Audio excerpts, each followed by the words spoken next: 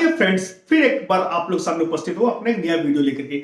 इस वीडियो में मैं महिलाओं की कुछ एक प्रॉब्लम के बारे में डिस्कस करना चाहता हूं, जिस प्रॉब्लम को ज्यादातर महिलाएं डिस्कस करने से कतराती है। वो है जी है महिलाओं के पीरियड से संबंधित।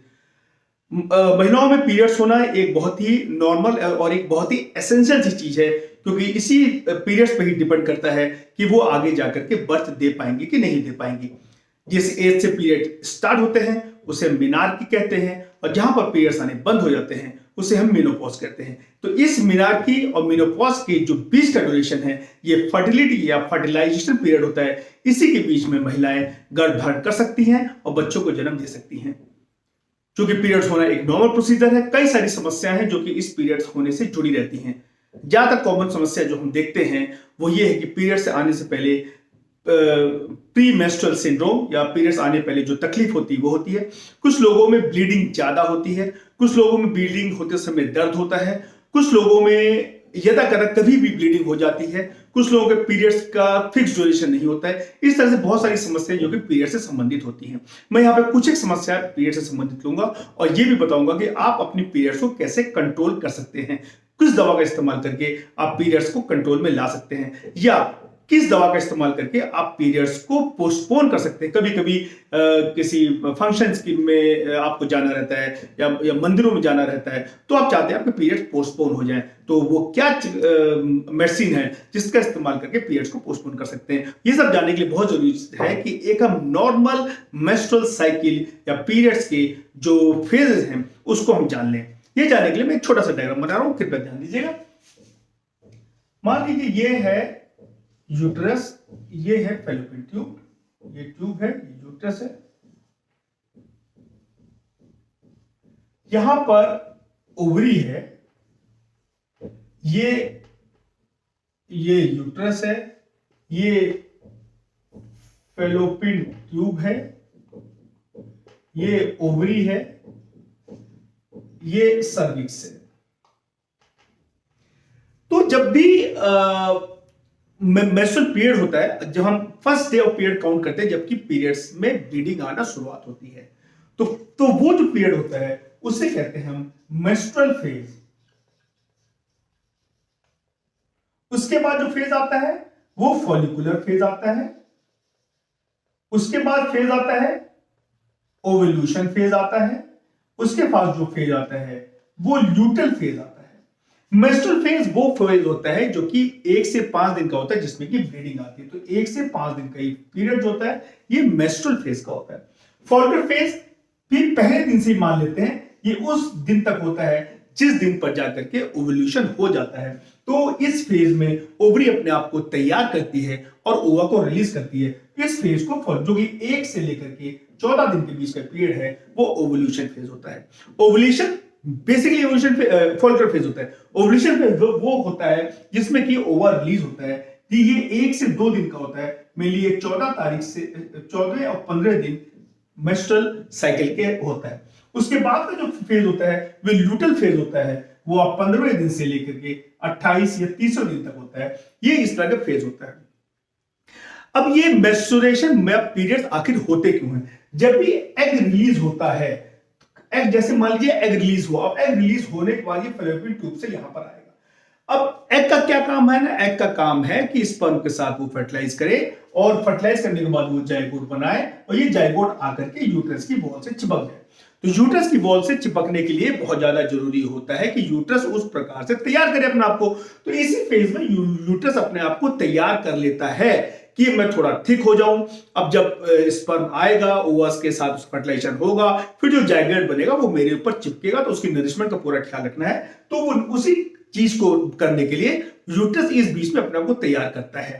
तो ये सारी चीजें जो है वो फिर ल्यूटल फेज में होती हैं। पर मान लीजिए ओवा आया और स्पर्म नहीं आया, तो फिर क्या होगा? अब उसको सेंस हो जाता है कि स्पर्म नहीं आया है, जाइगोट नहीं बन रहा है, तो फिर ये इसकी वॉल जो है वो शट करके या झड़ करके बाहर आ जाती हैं। ये जो वॉल झड़ करके या शट करके बाहर आती हैं, इसी को हम कहते हैं पीरियड्स। इसीलिए पीरियड्स होते हैं। उसी समय अगर स्पर्म आ जाता है, जाइगोट बन जाता है, तो पीरियड्स आने उसी दिन से बंद हो जाते हैं। तो ये एक छोटी सी चीज है जो कि आपको समझना चाहिए कि आखिर ये मेंस्ट्रुएशन या पीरियड होते क्यों है और इनका किस तरह से ये बॉडी में कंट्रोल होते हैं।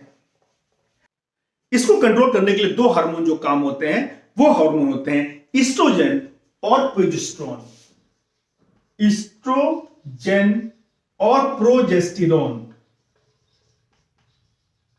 ये यही दो हार्मोन हैं जो कि मेंस्ट्रुअल साइकिल को कंप्लीट करते हैं। ईस्ट्रोजन का काम बेसिकली होता है ये ओवल्यूशन या ओवा बनाने में काम आता है, इसकी मात्रा ज्यादा रहती है, उस समय प्रोजेस्टेरोन की मात्रा कम होती है। प्रोजेस्टेरोन का काम होता है कि यूट्रस की वॉल को थिक रखे। अगर वो यूट्रस की वॉल थिक रह सकती है, जब तक वो वॉल थिक रहेगी तब तक पीरियड्स नहीं आएंगे। इसीलिए अगर किसी महिला को पीरियड्स आने वाले हैं और वो उसको पोस्टपोन करना चाहती है तो हम वो दवा देते हैं नॉरहेस्टेरोन, जिसका एक ब्रांड नेम है प्रेमोल्ट एन। प्रेमोल्ट एन इस केमिकल होता है नॉरहेस्टेरोन।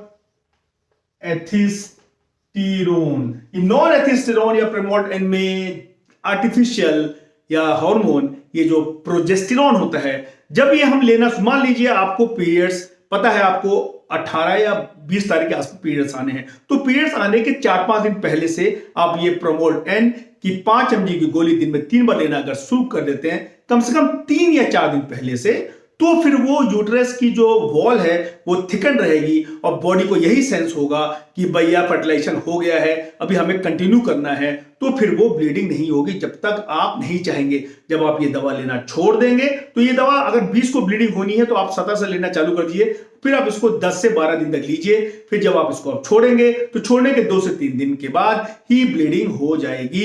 तो इस तरह से आप ब्लीडिंग को पोस्टपोन कर सकते हैं। ये जो नॉरहेस्टेरोन है इसी तरह से ये काम करता है। अगर किसी को फीमेल को मेनोरेजिया है, बहुत ज्यादा ब्लीडिंग होती है, बहुत ज्यादा क्वांटिटी में ब्लीडिंग होती है, तो भी हम ये नॉरहेस्टेरोन की गोली जो है अगर हम इसको पेशेंट को दे देते हैं तो फिर ये इसको कंट्रोल करते हैं। उसी तरह से अगर प्री मेंस्ट्रुअल सिंड्रोम किसी को होता है तो मेंसेस अगर 24 तारीख को होने हैं तो उसके 2 से 3 दिन पहले आप प्रेमोल्ट एन की गोली अगर आप लेना शुरू कर देते हैं तो फिर उसके बाद 3-4 दिन के बाद आपको छोड़ दीजिए। जब आप पीरियड्स के डेट आपको अनुमानता आ जाता है तो पीरियड्स आ जाएंगे, तो ये भी आपको निजात दिलाता है प्री मेंस्ट्रुअल सिंड्रोम से। प्री मेंस्ट्रुअल सिंड्रोम वो होता है कि पीरियड्स आने से पहले महिलाओं को सर दर्द, बेचैनी, चक्कर, ब्रेस्ट टेंडरनेस, पानी में फ्लूइड का रिटेंशन, बहुत झुंझलाहट, ये सब चीजें होने लगती है। ये सब प्री मेंस्ट्रुअल टेंशन या प्री मेंस्ट्रुअल सिंड्रोम की वजह से होती है। इस प्री मेंस्ट्रुअल सिंड्रोम को हम इसी दवा प्रेमोल्ट एन या नॉरहेस्टेरोन को देकर के हम रोक सकते हैं। उसी तरह से किसी फीमेल में जब देखो एक महीने में 2-3 दिन में पीरियड्स आ